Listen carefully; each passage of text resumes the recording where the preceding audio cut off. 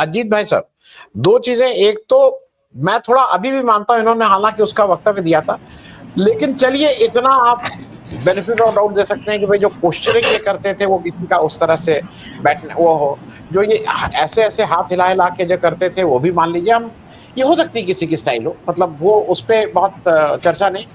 लेकिन बीजेपी का जो एक पुराना वो है ना कि किसी को इतना बदनाम करो, डिमीन करो, डिमोरलाइज करो। कल से अब ट्रोल वाले उसमें एक चला रहे हैं कि इनकी 3 डिमांड थी वो नहीं मानी गई। और डिमांड जरा सुनिए, वो सब जगह घूम रहा है कि इनका कहना था कि हमारा राष्ट्रपति और प्रधानमंत्री जी के साथ मेरी भी फोटो लगे। बिल्कुल गैर वाजिब बात है, ना सिर ना पैर। फिर था कि इन्होंने कहा कि मेरी जेडी वेंस के साथ एक मीटिंग ऑर्गेनाइज करिए।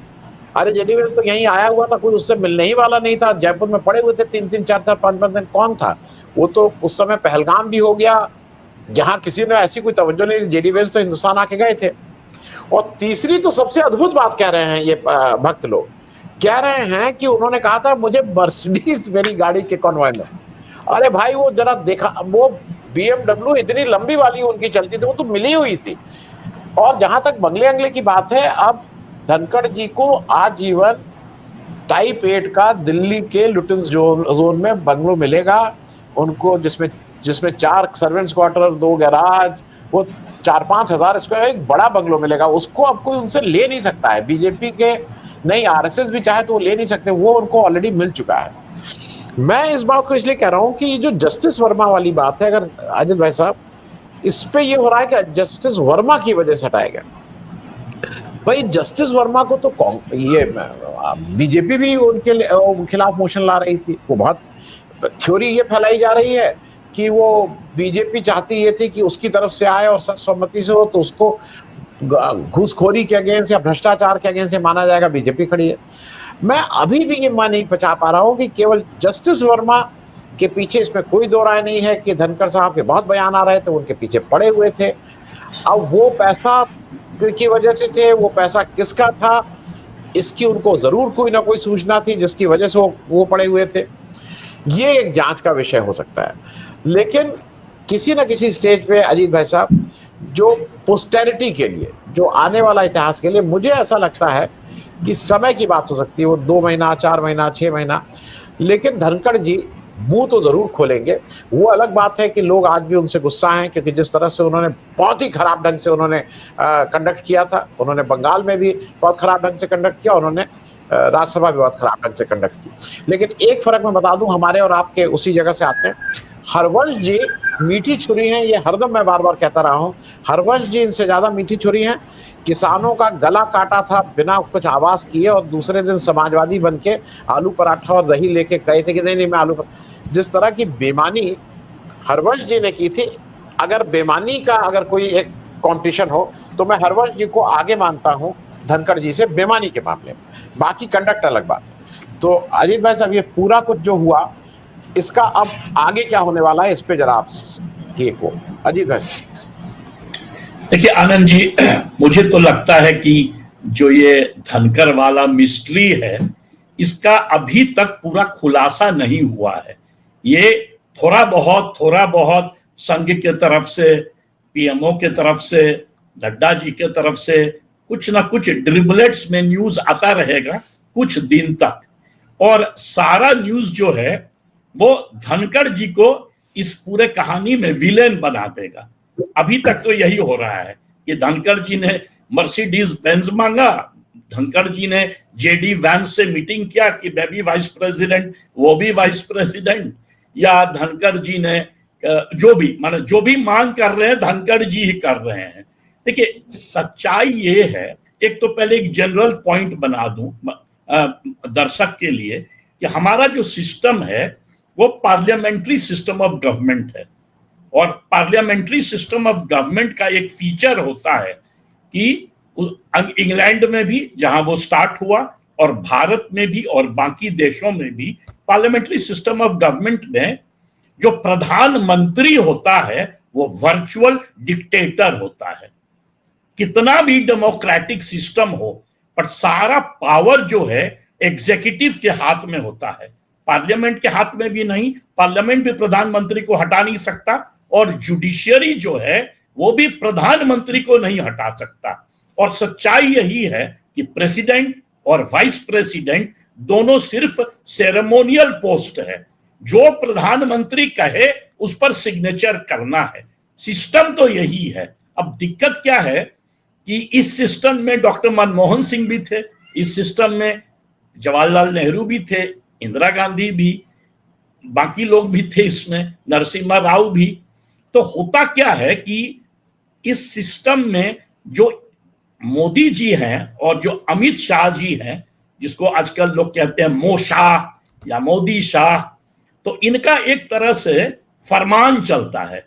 मतलब मैं ये कह रहा हूं, अदर देन पार्लियामेंट्री सिस्टम का जो एक स्ट्रक्चरल फीचर है कि प्रधानमंत्री बहुत पावरफुल होता है, इसके अलावा प्रधानमंत्री और होम मिनिस्टर पूरे सिस्टम को 2014 से चला रहे हैं। जब उनके पास मेजॉरिटी था 2014, 2019 और आज भी जब मेजॉरिटी खत्म है, थोड़ा सा जब झटका लगा 2024 में, तो आपने देखा होगा कि प्रधानमंत्री जाके नागपुर में आरएसएस से बात किए और बाकी लोगों से कंसल्ट कर रहे थे। बट फिर जो है सिस्टम वापस आ गया है।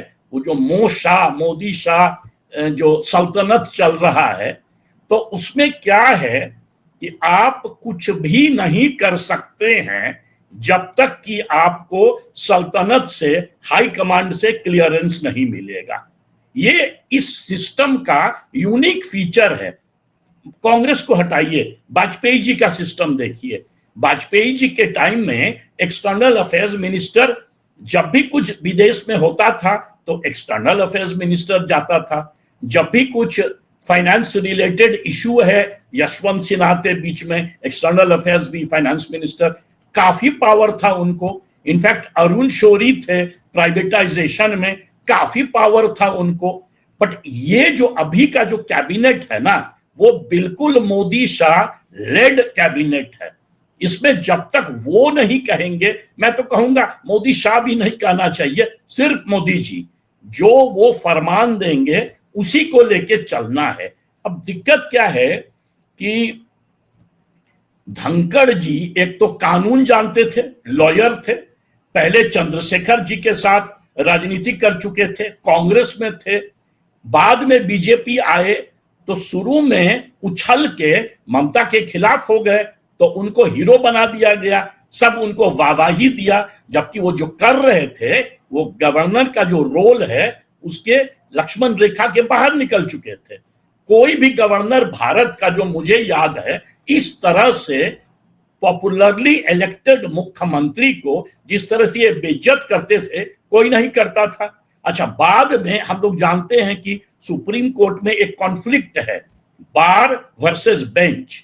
तो ये बार के मेंबर थे, इनको जो है सुप्रीम कोर्ट के जो जजेस हैं इनको पसंद नहीं थे। तो आपने पहले भी देखा होगा कि जैसे इनको मौका मिलता था उछल के ये जुडिशियरी को अटैक करते थे। फिर वो जब इशू हुआ एनजीएसी का तो उस समय ये गवर्नमेंट के तरफ से बैटिंग कर रहे थे, तो फिर सब इनको वाहवाही किया। बट इनके साथ दिक्कत ये सोचते थे कि अरे अब तो मैं इतना इंपॉर्टेंट हो गया हूं, मैं ठोक दिया हूं ममता बनर्जी को, इधर जुडिशियरी को, मतलब चंद्राचूड़ तक ये जो है खिंचाई कर दिए थे जब वो चीफ जस्टिस थे सबके सामने। मतलब ये भी नहीं कि छुप के, पब्लिक मीटिंग में वो बोले जा रहे थे चंद्राचूड़ के खिलाफ, इधर उधर।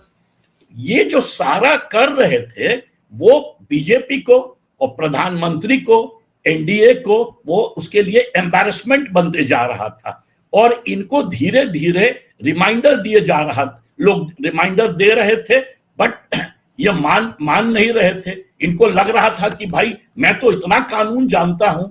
तो गवर्नमेंट को मौका नहीं मिल रहा था इनको निकालने के लिए। बट ये चल रहा था काफी समय से। दिसंबर, शायद लास्ट ईयर दिसंबर में इन्होंने क्या किया, सारे ऑपोजिशन लीडर्स को जो है बर्खास्त कर दिया अपर हाउस में। वो भी जो स्टेप था वो मतलब बहुत ही एम्बैरेसिंग था। उधर आपको याद है जया भादुरी वाला जो इंसिडेंट हुआ था, मतलब वो सीनियर एमपी हैं वो उस पर जो जिस तरह से उसको बोलने का मौका ही नहीं दे रहे थे, उछल चिल्ला रहे थे, उसके खिलाफ बोल रहे थे, बेइज्जत कर रहे थे। इनफैक्ट वो फॉर्चुनेटली बहुत बड़ा इशू नहीं बना, नहीं तो वो तो सीधे कोई कहेगा कि आप महिला को बिल्कुल रिस्पेक्ट नहीं करते, जिस तरह से आप बिहेव कर रहे थे। ये सारा कुछ कर रहे थे ये सोच के कि मुझे वाहवाही मिलेगा। एक तरह से कह सकते हैं ये अनुराग ठाकुर वाला गेम खेल रहे थे, है ना, कि अरे मारो सालों को, और उसके बाद वाहवाही, अब बाद में कैबिनेट से बाहर निकाल दिया गया। वही चक्कर था इनके साथ। और बीजेपी के कुछ लोग और भी हैं, उसमें एक निशिकांत दुबे हैं, और भी मतलब मैं नाम गिना सकता हूं, जिनके साथ यही भ्रम है उनको कि मैं तो भाई party, we are more loyal than the king. ये जो होता है कि किंग के नजदीक जाने के लिए ये लॉयल्टी अपना दिखा रहे थे। तो इसमें सबसे बड़ा गलती ये की है कि ये जो इशू था मोशन वाला, कि आप ऑपोजिशन, एक तो दो गलतियां हुई। एक तो हम लोग सबको मालूम है कि पार्लियामेंट्री सिस्टम इंडिया जो है उसमें लोकसभा राज्यसभा से बहुत ज्यादा पावरफुल है। मनी बिल भी वहीं पास होता है, प्रधानमंत्री जो हैं leader of the largest party वो उसके एमपी हैं, और इनफैक्ट लोकसभा भारत का वर्चुअली पीपल्स रिप्रेजेंटेटिव है, और राज्यसभा जो है वो एडवाइजरी रोल प्ले करता है। तो इनको क्या करना चाहिए था, इनको सेक्रेटरी जनरल से बात करना चाहिए था। सेक्रेटरी जनरल ऑफ राज्यसभा बात करता, सेक्रेटरी जनरल ऑफ लोकसभा, उस चैनल से भी ये नहीं गए। ऊपर से जेपी नड्डा प्रेसिडेंट भी हैं, साथ ही साथ राज्यसभा के लीडर हैं, उनसे बात करते, इनका बन नहीं रहा था। हम लोग सब लोग जानते हैं कि मतलब कुछ स्टोरी आया है कि किरेन रिजिजू या जेपी नड्डा, इनको शायद पीछे से 3 बार बताया गया। अब पता नहीं सच में उन्होंने कहा कि सिर्फ बिजनेस एडवाइजरी काउंसिल के मीटिंग में नहीं आए। इनफैक्ट ये क्लेम कर रहे थे कि इनको पता ही नहीं था कि वो लोग नहीं आएंगे। तो अब क्या एग्जैक्टली भीतर का बात है, बट तब तक ऑलरेडी डिसीजन लिया जा चुका था कि इनको जो है निकाला जाएगा। ये जो जब ये समझ गए, और ये गलती दो की है, एक तो मैंने कहा राज्यसभा वीकर है लोकसभा से, और दूसरा ऑपोजिशन एमपीज का सिग्नेचर को इन्होंने लेकर बड़ा मतलब मॉरल ग्राउंड जो है वो अपोजिशन के हाथ में चला गया, भाजपा के हाथ में नहीं। ये मोदी जी का डिसीजन था, ये उल्टा कर दिए। अब एक स्टोरी बार बार आ रहा है, he talk to a Congress leader. अब ये कौन कांग्रेस लीडर है वो तो आनंद भाई आप ही बताएंगे, पर मुझे 2 ही नाम लग रहा है दिमाग में। इनफैक्ट चिदम्बरम का इंटरव्यू था तो वो भी स्पेकुलेट कर रहे थे, बट या तो जयराम रमेश से बात किए या तो मल्लिकार्जुन खड़गे से बात किए। अदर देन दैट कोई तीसरा कांग्रेस लीडर मुझे नहीं लग रहा है कि राहुल गांधी इनसे बात किए होंगे। तो इसी दोनों में से मुझे खड़गे साहब का संदेह है, बट आप क्लैरिफाई कर दीजिएगा। तो कोई इनको एडवाइस दिया कि बाप रे आप तो माने ऐसा मॉरल गेम खेल रहे हैं, आपका तो नाम सुनहरे अक्षरों में डाला जाएगा। अच्छा, इनको चस्का लग गया था जज मतलब बेंच को अटैक करने में, as a great bar hero अपने आप को ये मानते थे। तो बस ये जो है लिपट पड़े कि अब जो है मैं मॉरल हाई ग्राउंड लूंगा, मैं दिखाऊंगा कि मैं जो है जस्टिस वर्मा को सिखा दिया।